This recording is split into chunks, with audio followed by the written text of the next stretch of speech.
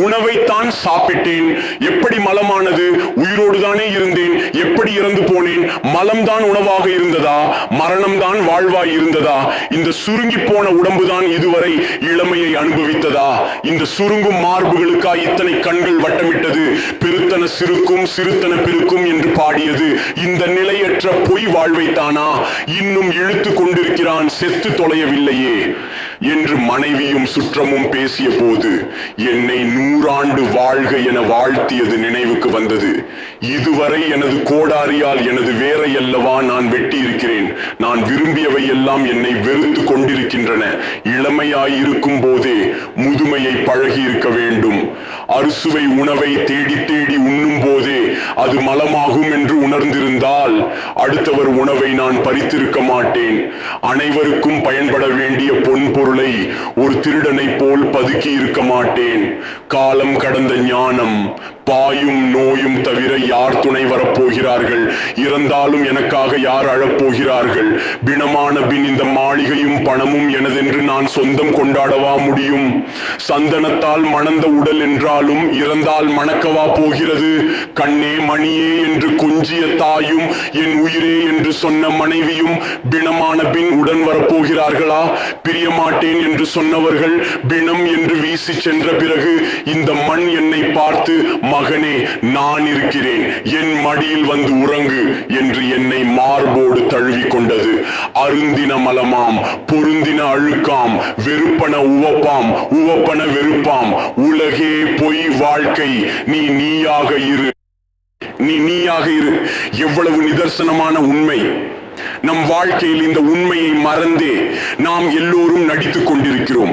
உங்கள் உடலில் இருக்கும் ஒவ்வொரு உறுப்பும் நீங்கள் உயிருடன் இருக்கும் அத்தனை நாளும் பயன்படுத்தவே படைக்கப்பட்டிருக்கிறது.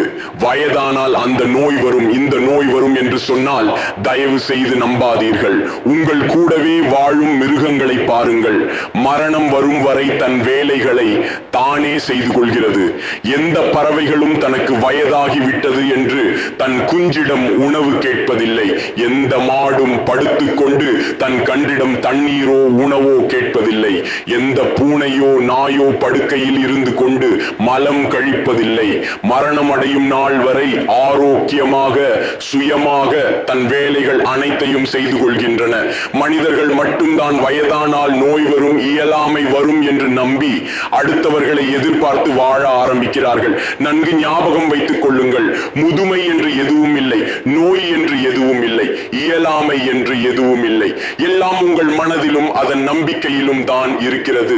சிந்தனையை மாற்றுங்கள், ஆரோக்கியமாக வாழுங்கள். நீங்கள் எதை நம்புகிறீர்களோ, எதை எண்ணுகிறீர்களா, அதுவாகவே ஆகி போகிறீர்கள்.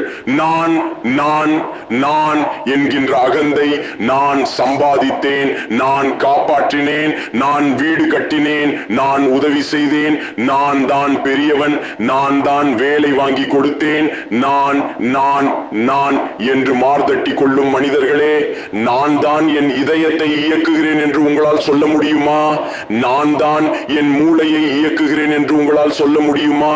நான் தான் என் 2 சிறுநீரகத்தையும் இயக்குகிறேன் என்று சொல்ல முடியுமா? நான் தான் என் வயிற்றில் சாப்பிட்ட உணவில் இருந்து சத்துக்களை தனியாக பிரித்து இரத்தத்தில் சேர்க்கிறேன் என்று உங்களால் சொல்ல முடியுமா? நான் தான் பூக்களை மலர வைக்கிறேன் என்று உங்களால் சொல்ல முடியுமா? இவைகள் அனைத்தையும் எவன் செய்கிறானோ, இயக்குகிறானோ, அவன் ஒருவனுக்கே நான் என்று சொல்வதற்கு முழு அதிகாரமும் உரிமையும் உண்டு. ஆகையால் நான் என்ற அகந்தையை விட்டு அனைவரிடமும் அன்பாக இருங்கள். உனக்கு மேலே உள்ளவனை பார்த்து ஏங்காதே, தாழ்வு மனப்பான்மை வரும். உனக்கு கீழே உள்ளவனை ஏளனமாய் பார்க்காதே, தலைக்கணம் வரும். உன்னை யாரோடும் ஒப்பிடாமல் நீ நீயாக இரு, தன்னம்பிக்கை தானாய் வரும். நான் என்பது அகந்தை, நாம் என்பது உணர்வு.